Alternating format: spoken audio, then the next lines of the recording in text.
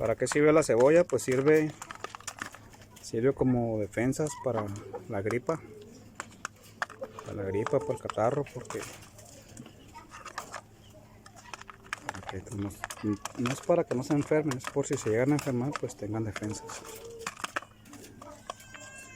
A estas sí les encanta la cebolla.